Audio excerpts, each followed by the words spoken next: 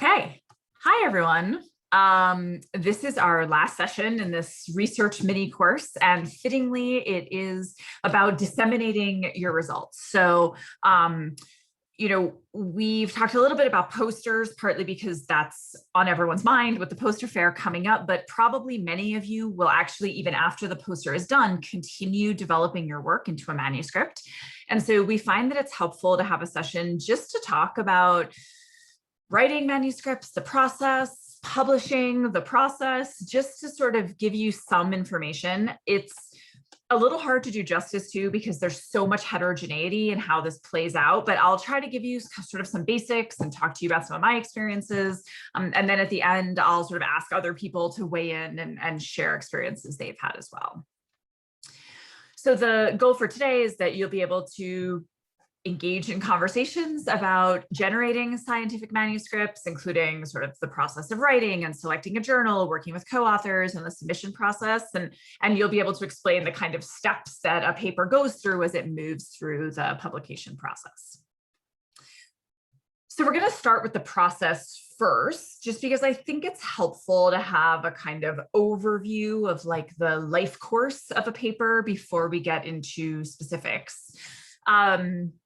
And this is like a cartoon representation of what the sort of cycle looks like. There's actually sometimes not all of these steps happen. Sometimes there's other steps, but take this as like a general template. So we start at the top.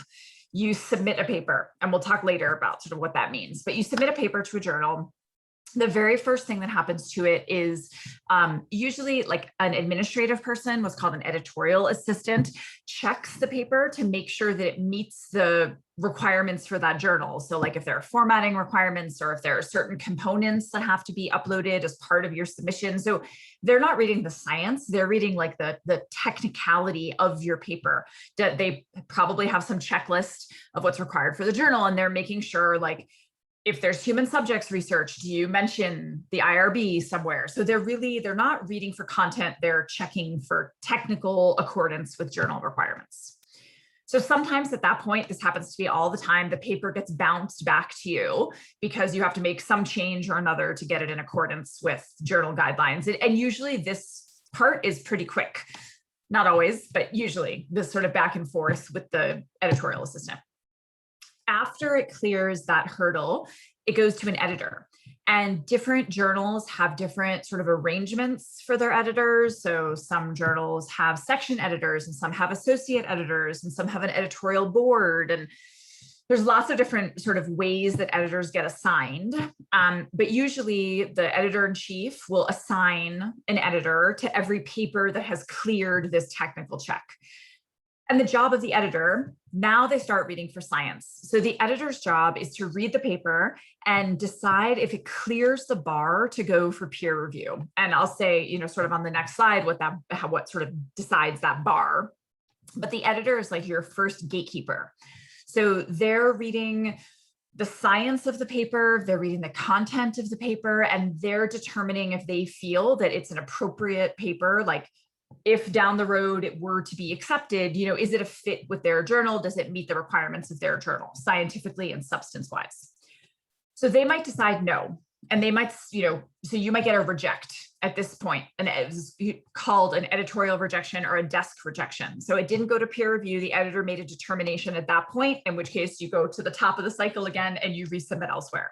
So one thing I will always say to like every mentee, papers get rejected all the time, and I would encourage you not to ever think of a rejection as a rejection, but think of it as an opportunity to resubmit it elsewhere, okay? So I think, one of the sad truths of publishing is that rejection is just part of the name of the game, and I'm going to actually show you for some of my own papers kind of what their paths have looked like. Tucker said it's like dating. It is kind of like dating. It's a lot about fit and match. Like you might have a super high quality paper and it just doesn't fit with what a specific journal is looking for. So just, you need to shake it off, do what you need to do, have some chocolate and go for a walk and whatever, do some yoga. And then like the next day or the next week or whatever, brush it off and think about where you're submitting next. So don't take rejections too hard.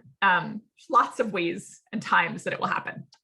So This is sort of the first gatekeeper is the editor. So they might reject it. If they don't reject it, then they decide that it's going for peer review, and the editor invites the peer reviewers. So this is like job number 2 for the editor. Once they've read the article and decided it's sort of eligible for peer review, based on their reading of the article, they try to find 2 or 3 people who they think are appropriate experts to assess the merits of the article. So like, they might invite one reviewer with like methodologic expertise, like someone who's published a lot using the same method that your paper is on, or they might invite like a subject matter expertise, or they might invite a geographic area expertise, or so it's up to the editor, the composition of the peer reviewers who will be sort of deciding the fate of your paper. So usually 2 or 3. I am an editor on for a couple of journals, and I usually have to invite like 10 people in order to get 2 or 3 to say yes. And during COVID, it's actually made this process much harder. People have a lot more demands on their time. So this, like, after the editor has cleared it to go for peer review, until you hear news the next time, can take a really long time. And sometimes it's just the editor is having a hard time finding good peer reviewers for that article. So as an editor, I will say, please have pity on editors. They're usually kind of working their butts off trying to find the best possible reviewers for your article. Sometimes when you submit, journals will ask you to suggest good qualified peer reviewers. And different journals have different sort of requirements of what constitutes a conflict of interest. So at some journals, like no one from your same academic institution can review your paper. At some journals, it's not quite that strict. It's just no one who you collaborate with, right? So there's sort of different levels of conflict. And the editor's job is to make sure there's sort of people who don't have conflicts and are well qualified to review. The next step on the cycle is that article then goes to those peer reviewers. They have varying amounts of time. It depends on the journal to send their feedback, to send their reviews back to the editor. The editor then has to wait for all the peer review reports to come back. The editor then reads all the peer review reports, usually rereads the original submission, and makes a decision. And the sort of common decision points here are, they might again choose to reject. So they might read those peer reviews and say, based on my read of the article and what the reviewers are telling me, this is not clearing the bar for publication, in which case they reject. It goes back to you. Think of it as an invitation to resubmit to another journal. I would encourage you to read the reviews though, because the point of peer review is to strengthen your article. So, a peer reviewer might ask for something that you just cannot do, like something about data collection or something, but they may have good suggestions about other literature you should be citing or things you should be clarifying in your presentation of the methods or results. So I think, see the rejection as an invitation to resubmit elsewhere, and see those reviews as really useful feedback for potentially strengthening that resubmission the next time you go through the cycle.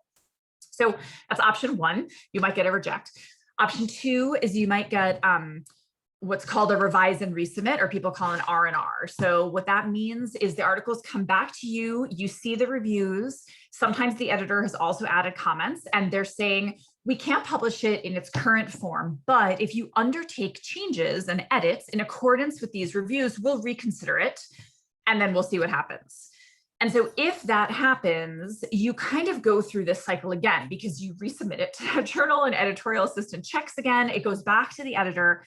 The editor probably now sends it back to those original reviewers. Sometimes they might invite someone new, so there could be a different mix this time, but it usually does go back to the original reviewers. They provide feedback, so this sort of whole cycle repeats. So that's, editor could reject, editor could do a revise and resubmit. Editor could do what's just called minor revisions. Sometimes that's called a conditional acceptance. So that basically means, we would really like to publish this article. We're offering you like a conditional accept if you undertake these very small changes. So that's like a great outcome. And then sometimes you'll get a full accept at this stage, but it's pretty rare that after the first revision that you go straight to accept, but it definitely could happen. So those are basically the possible outcomes here: reject, revise and resubmit, conditional accept or minor revisions, or unconditional accept. So if revisions are requested, so if it's a major R&R or if it's just minor revisions like a conditional accept, goes back to you or the corresponding author. The author works on a revised version, and this whole cycle repeats. Hopefully, eventually, at some journal, you will get an accept decision after the editor reads the reviews, and their decision will be a conditional accept. It'll be a full-on accept. And then the article goes into its own new cycle that I'm not representing here, but it gets copy edited. And eventually, as the author, you see the final proofs, like the page proofs, and you have to approve those before they're submitted. So there's actually still some steps that are not really mapped out here because they're not part of the peer review process, but they are part of the publication process. So I'm going to pause here to see if anyone has questions about this beautiful cycle of submitting and publishing scientific work.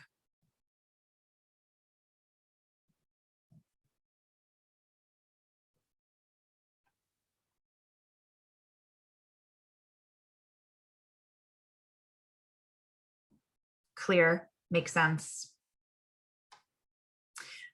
I guess one thing I'll add before I move on is that reviewers can provide feedback on any part of your article. So they can like critique your title, they can critique your abstract, they almost definitely will give you edits on your introduction and your methods and your results and your discussion. So they may even critique your references. So they sort of review the whole package, and it's all fair game during the peer review process. I did sort of want to flag one thing about the peer review process. So peer review also comes in a few flavors, and this is a sort of a journal-wide rule. So a journal might use what's called double-blind review. So that means that reviewers don't know who the authors are, and the authors don't know who their reviewers were. The journal might use a single-blind review. So that means that reviewers know who the authors are of the paper they're reviewing, or it might be an open review where reviewers know author names, authors know who reviewed their article, and it's fully transparent on both sides. So all three of these are kind of types of peer review that you may encounter during your career. So I mentioned a couple times, like kind of clearing the bar for publication, and editors in particular making decisions about whether sort of a article is a fit. And so this is a list of some things that journals care about. So pretty much every journal, I'm going to start partway down the list. So pretty much every journal cares about sound methodology. And sort of in principle, this is the most important thing about peer review, is you're getting people who were uninvolved in the study to review your methods and the results that you drew from those methods to decide if it seems like it has like strong scientific merit. So this is like, you know, across the board, journals care about sound methodology. And that's something the editor is looking for and something the reviewers will be looking for. Most journals also care about scope and priorities. So they want articles like if you wrote an article about HIV care, you probably don't want to submit that to a diabetes journal if it has nothing to do with diabetes. Or if there's an article about health policy, you probably don't want to submit that to a purely clinical journal. So there needs to be a fit between the kind of scope of the paper that you've written and the scope of the journal and the priorities of the journal. So we mentioned this during the qualitative analysis session. Not every journal likes or sort of prioritizes qualitative or mixed methods work. So it's also a fit. And some of that may be like written in the journal mission statement, but some of it may be like, look through a few tables of contents for that journal recently and kind of see if there's other articles that suggest anything about their priorities and whether your article would be a good fit there or not. I want to talk about originality and innovation together because they sound like the same thing, but they're not. So originality means that you have not published these results previously. So this is the first time that these particular results are being disseminated. Innovation means this article is adding something new to the field. Like this is an innovative advance in the science. So originality is really about sort of your own work and not repeating your findings in multiple places. Innovation is about the field and the science. And does this add something to our understanding in a new and innovative way? Every journal cares about originality. Not every journal cares about innovation. So there are journals like PLOS One, for example, BMJ Open, that specifically in their like vision and mission statements say that that innovation is not sort of one of their driving decision factors. If something is a sound article scientifically, aligns with the scope of the journal and is original, but it's not innovative, like it's only an incremental advance, like, PLOS One says that's fine. We don't need it to be innovative. Other journals will say, no, we need it to be innovative. This needs to be pushing the envelope of the science. So different journals sort of come out differently on the innovation issue. And the last thing, I mean, pretty much every single journal wants your paper to be well written and clearly written.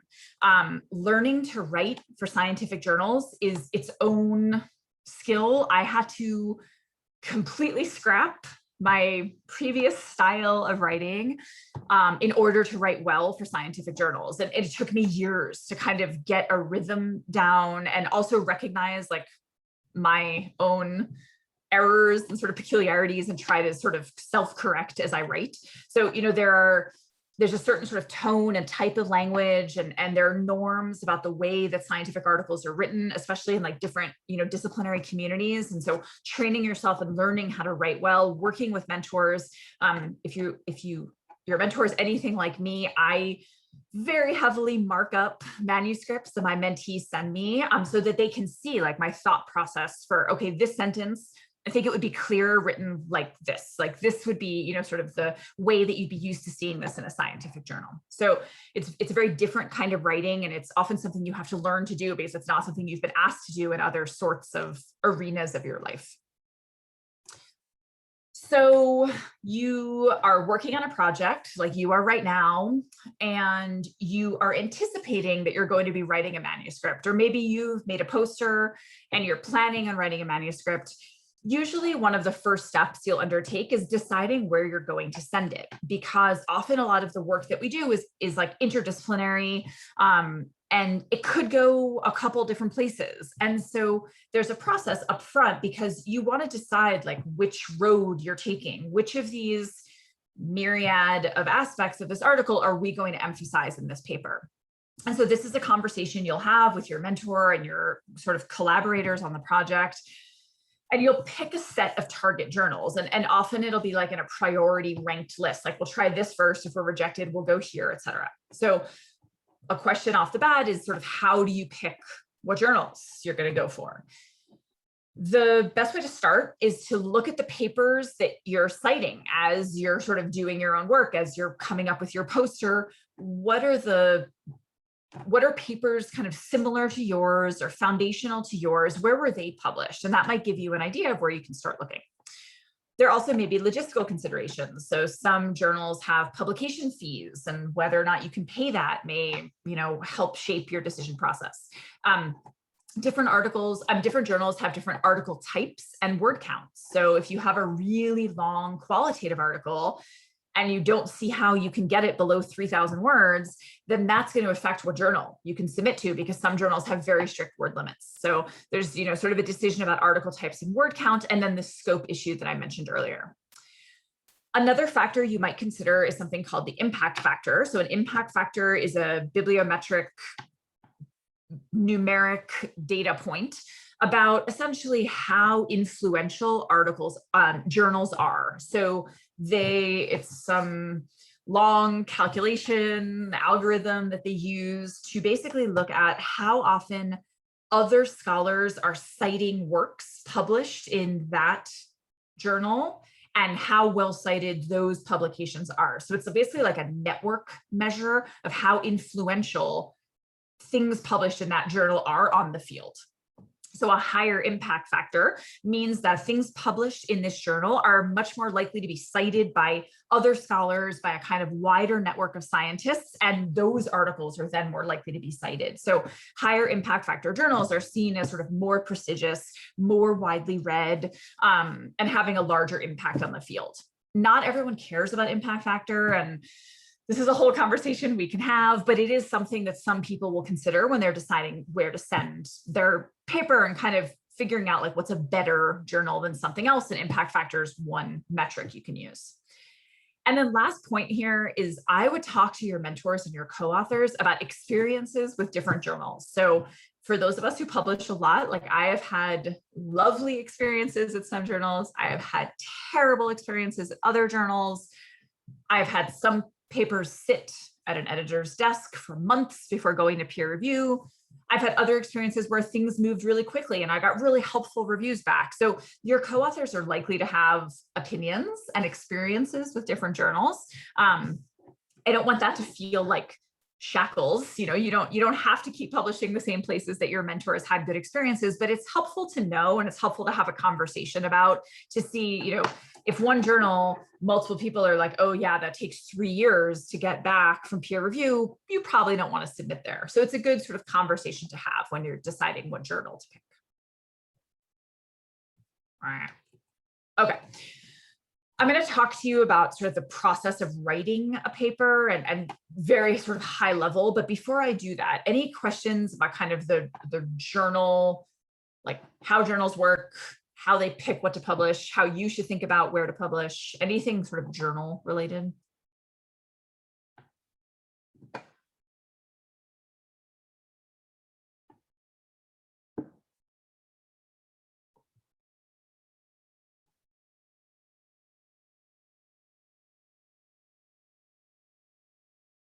All right.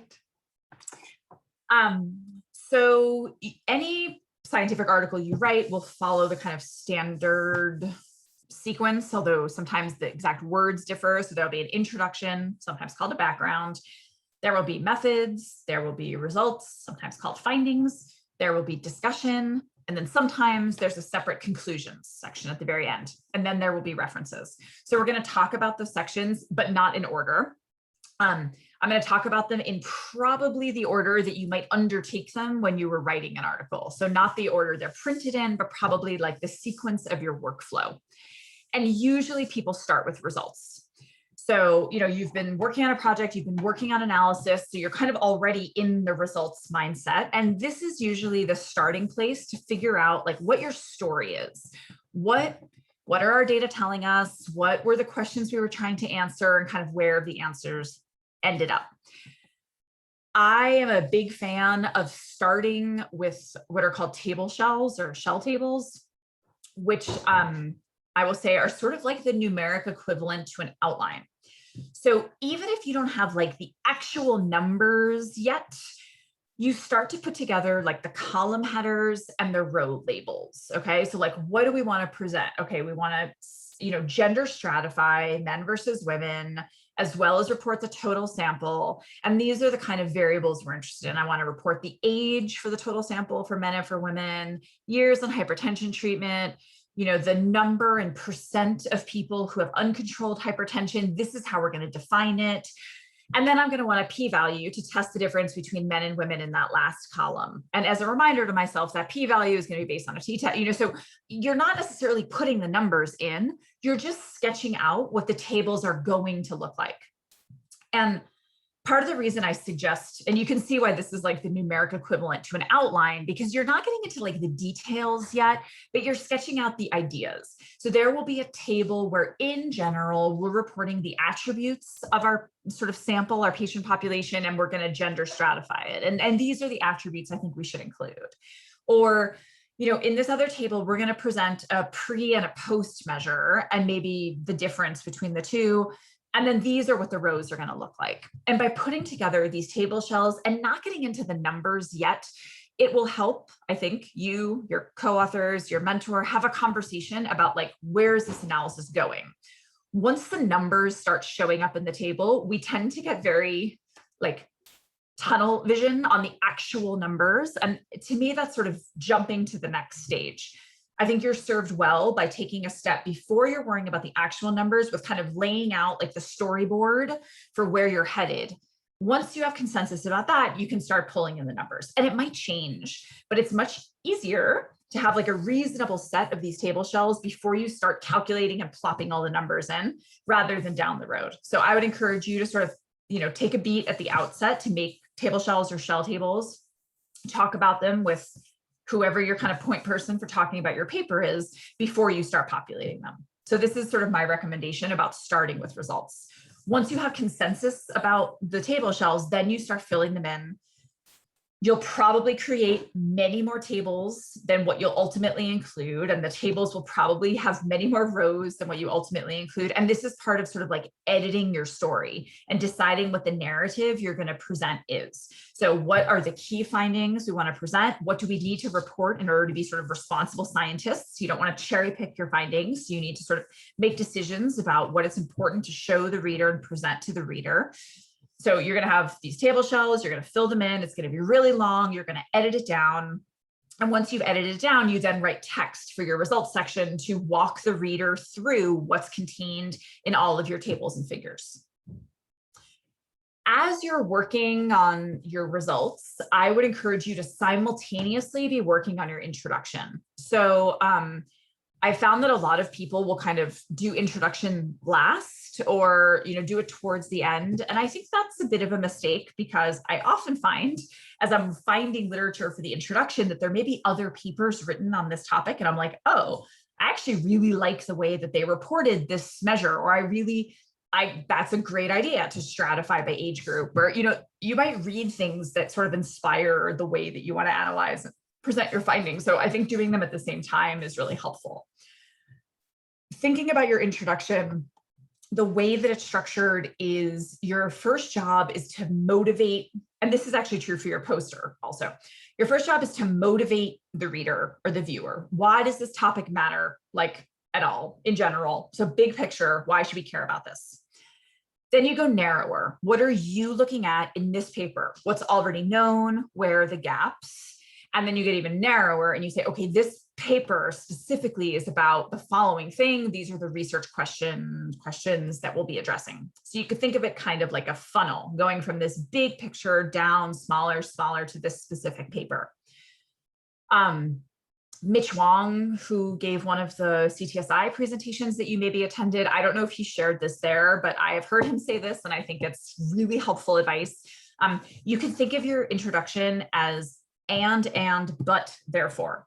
So it's like, this thing is true, and this other thing is true, but we don't know X, Y, Z, or there's a gap in the knowledge here. Therefore, we undertook this study to fill that gap. So you don't literally write like and, but, therefore, but that's sort of like the flow of an introduction. That's like the peaks and valleys that a typical scientific introduction will go through. You might have multiple ands, you might have two buts, but that's sort of the rhythm of an introduction section. So overall, most scientific papers follow the same kind of shape. So there's an introduction that goes really broad, like the problem, and then narrows through the introduction to get to the focus of that specific paper. Then you have the methods and results section that are very narrow. They're specific to the analysis that at hand, the results that you're presenting in this paper. And then there's a discussion section, which starts narrow with the findings of that paper, and it goes broader. It contextualizes those findings within the literature to broadest. It takes a step back and says, what does this mean? What does this teach us as a field? And then often there's a conclusion, which is also broad at the very end, and it often links back to the themes from the very start of the introduction. So whatever you motivated your reader with, like in that first paragraph of the intro, you're often echoing it again at the conclusion. So you're sort of bookending your specific findings with these like, so what, big picture, this is why we should care. At the beginning, you're putting it out there as like, a motivating question. And at the end, you're making the case as to why your findings help address something about that question. But you can see the kind of symmetry in these sections and the way that they go from big to small, back out to big, I think might be a helpful way to think about, again, the kind of like rhythm of a scientific paper. I'm not really going to talk about the abstract, but you also need to write an abstract at some point. And I just wanted to point out that the abstract needs to do all of these things, and usually only in like 200 words. So it has to present the broad problem. It has to motivate the paper. It has to specifically present your paper. It has to touch on your methods and results, and it needs to contextualize what you found. So abstracts are quite hard to write. You can imagine after you've written a long paper to try to shrink it down into a bite-sized piece. But to be honest, for some people, it may be the only thing from your paper that they ever read. So it's really important. And this also takes a lot of practice and work to get good at writing strong abstracts. So methods, method sections essentially have the primary goal of being detailed enough to allow a reader to decide if they trust the validity of your findings. So your method section needs to give a reviewer, an editor, a reasonably well-educated reader enough information to say, okay, these are the potential sources of bias. This is maybe where, the pitfalls are, but like overall, I agree with the steps that they took. I understand the steps they took. And I think that the things that they did to mitigate against bias sound reasonable. And I feel like these findings are probably valid. May not have been the study I would have undertaken, but I could reasonably replicate it, describe it, and I feel like I have confidence in the results that they're describing. That's essentially the bar you're trying to clear. So that means you have to describe pretty much everything that you did. So you definitely have to describe data collection and analysis. And you also need to describe anything that came before data collection, like tool development, describing the environment and the site where the interview occurred. If there was an intervention, you have to describe the intervention. So, you have to really sort of set the reader up in the method section to understand what you did and essentially why you did it. And then at the end of the method section, usually at the very end, you describe the IRB process that you underwent just in like a sentence or two. And if it was approved, the number of the approval and whatever else. And if you went through any other ethical or scientific review. So that's also included in your method section. So after the method section is the results section, which we already talked about. After the results section is the discussion section. And I think sometimes people are confused about the difference between results and discussion. So results is what you found, strictly what you found. So there's no interpretation. It is a like straight up, this is like the news pages of a newspaper. It is just factually reporting what you found.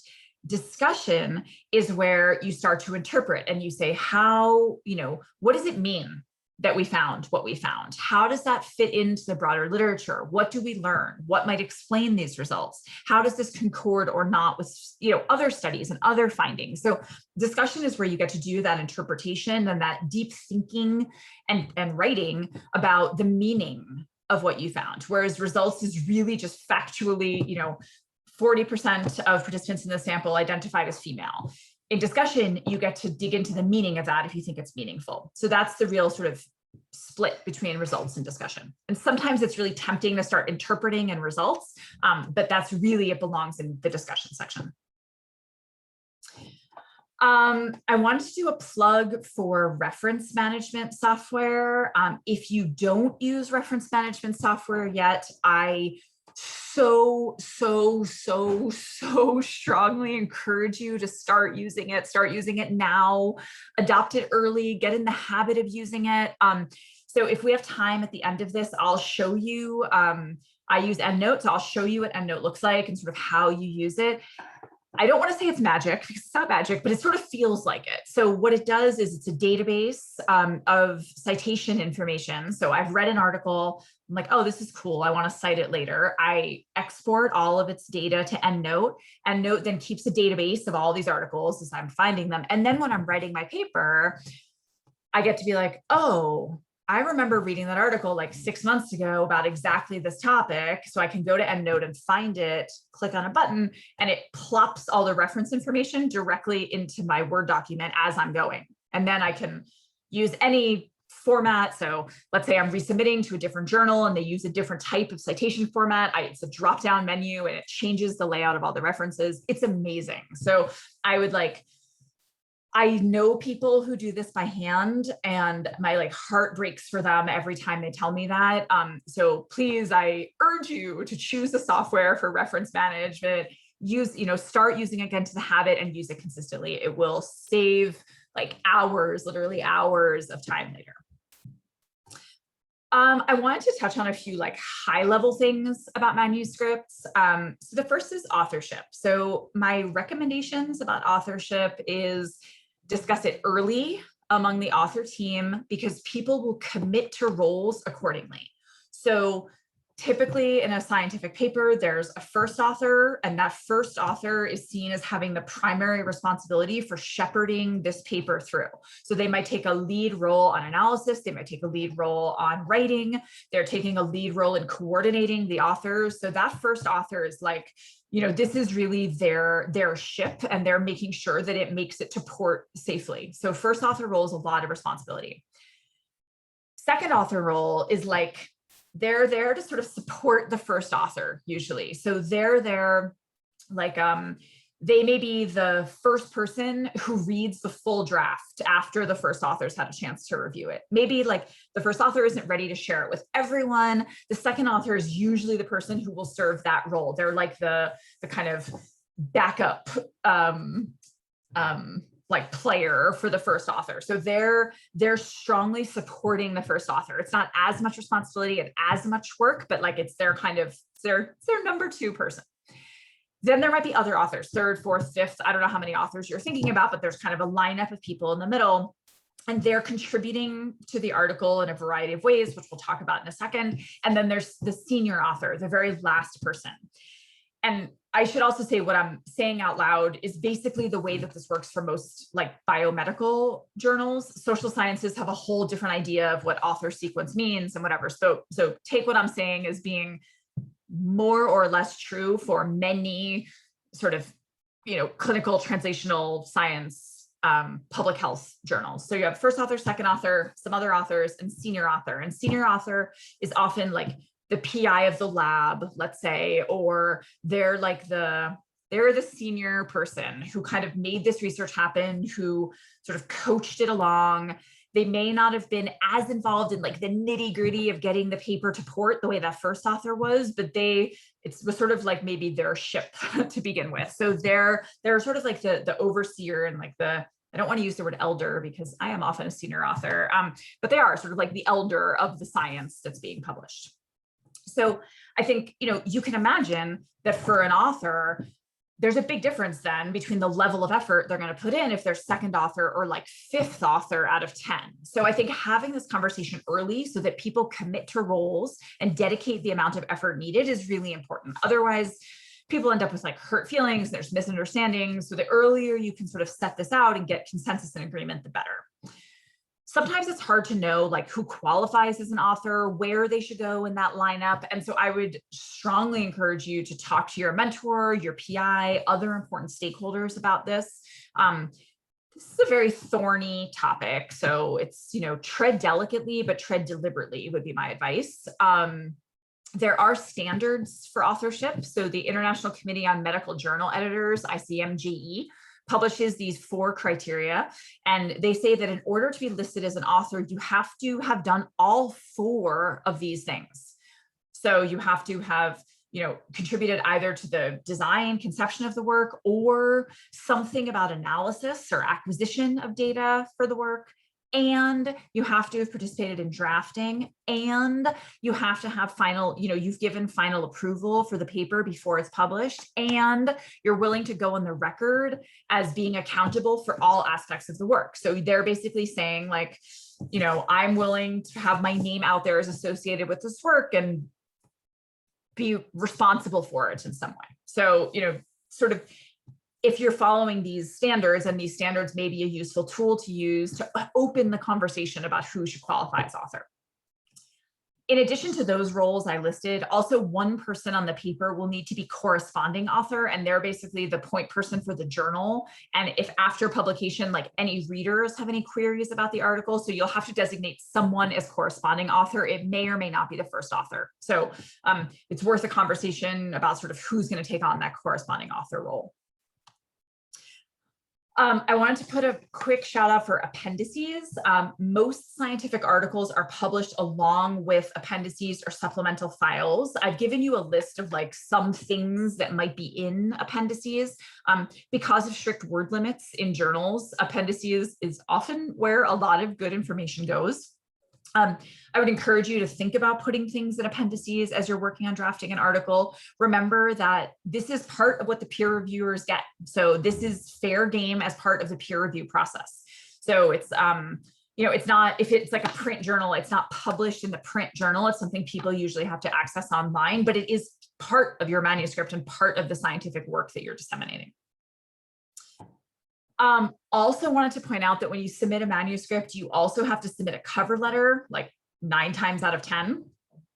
In general, what you're trying to do with a cover letter is you're trying to communicate the main findings of the paper, very high level, why it's important to the field in general, and critically, why it's important for, or why it's appropriate for that journal. So you're making a pitch to the editor who's going to be reading this cover letter for why they should consider this article for their journal. So you're trying to make an appeal like based on the scope of the journal, based on the readership of the journal, based on other articles that journal has published that yours is in conversation with. So you're making a pitch in your cover letter for why that journal is the right outlet for that manuscript.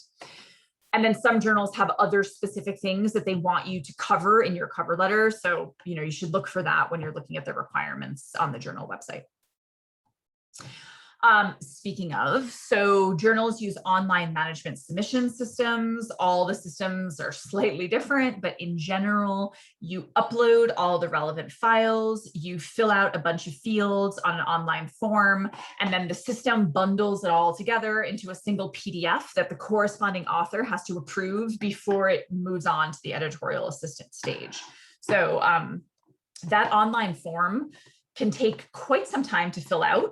Sometimes they're minimal, sometimes they're very extensive. I wish I could say more, but they just vary so much in terms of what you have to fill out. So you may find yourself sort of going back and forth, like with your senior author or your second author, as you're working on, like actively working on the submission, if you don't know how to fill out some of the fields in the online form. So give yourself some time to do that. And then just the last thing. So I told you I would show you kind of some of my papers. This is a sample of some of my current papers over the last year. It gives you a sense of some of their trajectories. So these are 6 papers starting in August of 2020 until July of 2021. Each color here is a different journal. Sometimes things like, paper 4, I submitted to I submitted to a journal in September, it was rejected. I submitted to another journal in September, it was rejected. I submitted somewhere else in October. So sometimes there's actually multiple journal submissions within a month, but you can see like, out of these 6 papers, it's been a year and only 2 of the 6 have been accepted, even though all have been like actively moving through the process. All have required at least 1 revision, resubmission, etc. Some have required many, many, many. So like Article 5, we submitted to 3 different places before a journal finally was like, okay, we're interested. And now it's been accepted. So, it was a lot of work up front, but we've ended up with an accept.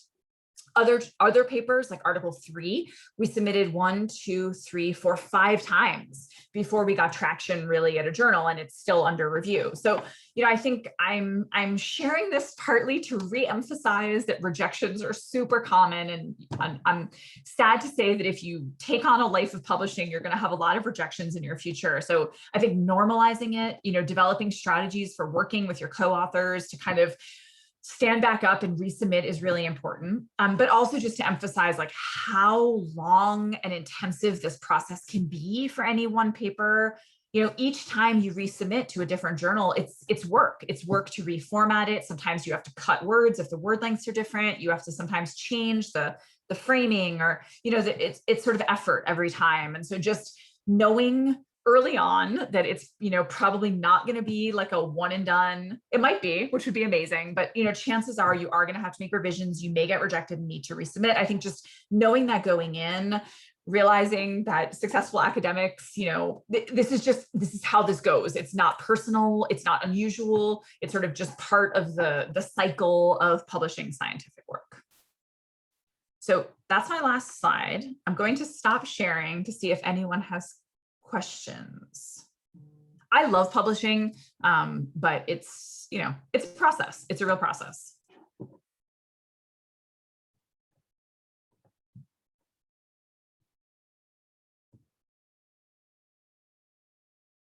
Questions? Anyone? I don't have any questions. That was a great overview though. So thank you so much. Yeah, you're welcome. would it be helpful for me to show you all EndNote? Have you seen EndNote? Do you already work with reference software? Helpful, not helpful?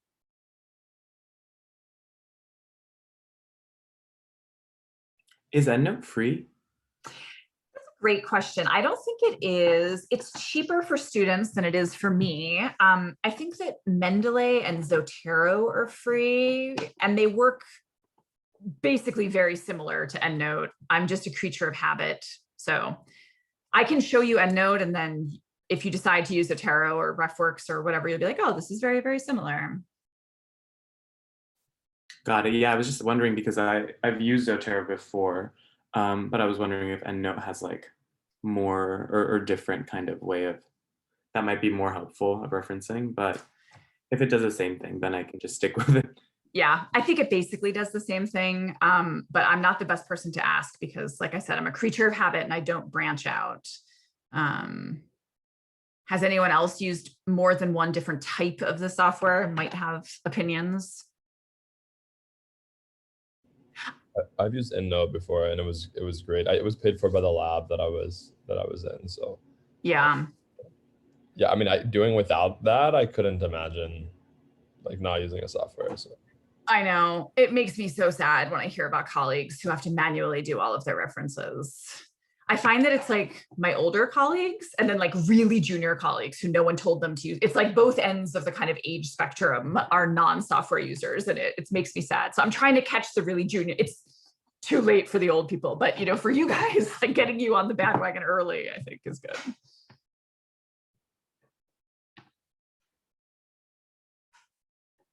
Any questions? Has anyone had experiences, good, bad, or otherwise, that they would like to share? Is anyone working on a manuscript right now and you would like some commiseration, advice? I had one case report that I wrote up. It was like years ago, and I got rejected from 3 different journals. And I finally was just like, fuck it, I'm done. I moved on, but it's good to see that it like takes, you know what I mean? It's like, it takes a lot. So I'll also say, so that article that like we submitted a bunch of times in quick succession, reject, and now it got accepted. Like it's accepted at Health Affairs, which is a really good journal. It's like one of the top journals in my space. So, you know, you can get rejected like a whole bunch of times and still place your article somewhere great. Like it doesn't mean you're kind of like diluting it or, you know, it's just like, you know, it's humans. Like you got an editor that read it and they were like, this is or it isn't a good fit, or, you know, that's why it's like hard to hear, not to take it personally, but like it may not even be a reflection of the quality of your work. Like it's like its own weird little monster that you just need to learn that it's part of the process. Everyone gets rejected all the time. It doesn't necessarily mean anything. You just need to take it as like a chance to regroup, reassess, and move on.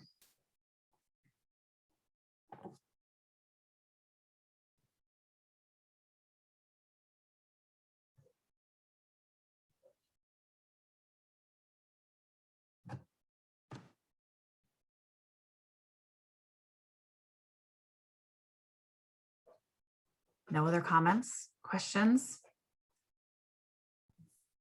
This is such a great talk. It's one of my favorite ones and it's just super important. And I think, I imagine everyone is going to be there soon enough. I think most people that participate in summer research, that's, you know, one of the goals is that they are able to work on a publication and contribute to the research that's there.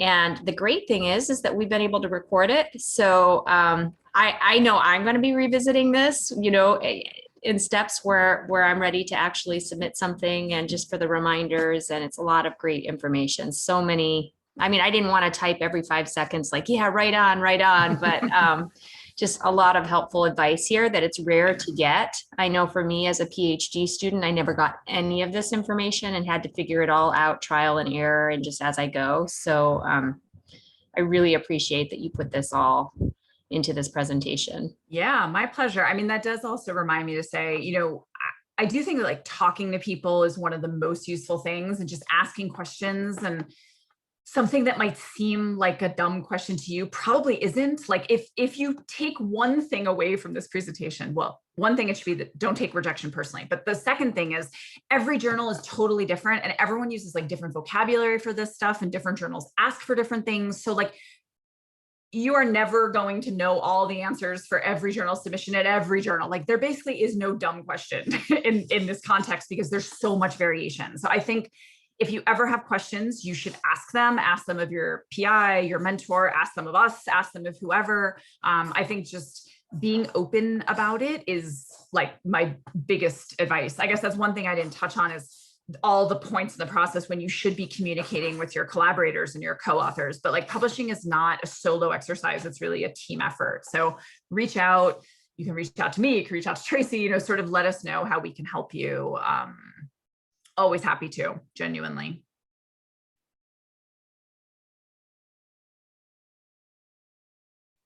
Okay, well, we can give you guys 5 minutes of your day back.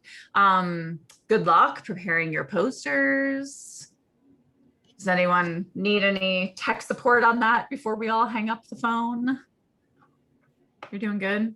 I'm really looking forward to the poster fair on Friday. We're all looking forward to it. And yeah, if anybody actually does, you know, want to touch base really quickly as you're doing it, we know you're working closely with your mentors, but we can also be available to give any feedback or anything you might need, even last minute potentially. Not too last minute, but as I know, often we finish these things the day before they're due, or yeah. Well, good luck, everyone. Have a good afternoon. Thank you. Thank you. And thank you so much, Karina, for leading like this amazing course this summer. My pleasure. It was fun. I hope you all learned some stuff. Definitely. Definitely. Take care. Thanks, guys. Bye. Yeah. Bye.